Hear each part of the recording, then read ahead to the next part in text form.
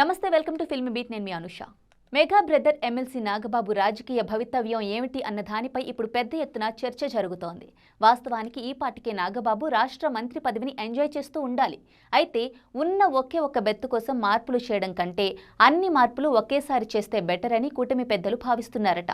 ఈ నేపథ్యంలోనే తాజాగా ముఖ్యమంత్రి చంద్రబాబు నాయుడు మంత్రివర్గ సమావేశంలో కొందరు మంత్రులకు హెచ్చరికలు జారీ చేసినట్లు తెలుస్తోంది. కొత్తవారు వస్తారు అని హింట్ ఇచ్చినట్లు సమాచారం. మంత్రివర్గాన్ని ఒక్కసారి కదిపితే కనుక తొలి బెర్త్ నాగబాబుకే అని అంటున్నారు. అయితే ఇక్కడే ఒక బిగ్ ట్విస్ట్ దాగుంది.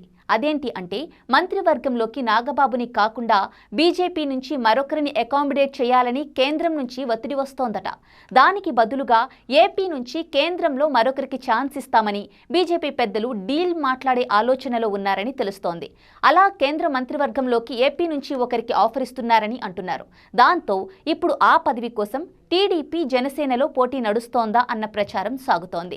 తన సోదరుడు నాగబాబుని రాష్ట్రంలో కంటే కేంద్రంలో మంత్రిగా చేస్తే పదవుల విషయంలో సమీకరణలు చక్కగా సరిపోతాయని పవన్ భావిస్తున్నారట. అలాగే ఒకే కుటుంబం నుంచి ఇద్దరు ఒకే మంత్రివర్గంలో ఉన్నారు అన్న విమర్శలకు తావివ్వకుండా ఉంటుందని ఆలోచిస్తున్నట్లుగా ప్రచారం సాగుతోంది. మరోవైపు టీడీపీ నుంచి మరో విధమైన వార్తలు వినిపిస్తున్నాయి. ప్రస్తుతం 2 కేంద్ర మంత్రుల పదవులు కేంద్రంలో టీడీపీకే దక్కాయి. వాటిల్లో ఒకదాన్ని ఉత్తరాంధ్రకు బీసీ కోటాలో, రెండవది కోస్తాలో ఓసీ కోటాలో ఇచ్చి సామాజిక న్యాయం పాటించారు.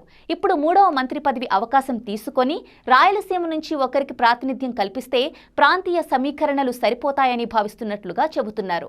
ఇక ఈ పదవిని ఎస్సీ లేదా బీసీ సామాజిక వర్గానికి ఇవ్వాలని కూడా ఆలోచిస్తున్నారట. ఉమ్మడి కర్నూలు, అనంతపురం లేదా చిత్తూరు జిల్లాకు చెందిన వారికి ఈ కేంద్ర మంత్రి పదవి విషయంలో ఛాన్స్ ఉంటుందని చెబుతున్నారు. అయితే కేంద్రంలోని బీజేపీ మాత్రం జనసేనకు కేంద్ర మంత్రివర్గంలో ఛాన్స్ ఇవ్వాలని భావిస్తోందని అంటున్నారు. ఎందుకంటే ఇప్పటికే కేంద్రంలో ఏపీ నుంచి టీడీపీ, బీజేపీల నుంచి మంత్రివర్గంలో ప్రాతినిధ్యం ఉంది. ఇప్పుడు జనసేనను కూడా కలుపుకుంటే కూటమి పార్టీలకు సమన్యాయం చేసినట్లవుతుందని కేంద్ర బీజేపీ పెద్దలు భావిస్తున్నారని తెలుస్తోంది. అయితే నాగబాబు ఎమ్మెల్సీగా ఉన్నారు. ఆయనకు కేంద్ర మంత్రి మండలిలో చోటు కల్పించాలంటే ఖచ్చితంగా మరో ఏడాది పాటు అయినా ఆగాల్సిన అవసరం ఉంటుంది. మరి వర్షాకాల సమావేశాల తరువాత కేంద్ర మంత్రివర్గ విస్తరణ ఉంటుంది అని తెలుస్తోంది. ఇక ఏదేమైనా నాగబాబు మంత్రి అవ్వడం ఖాయం.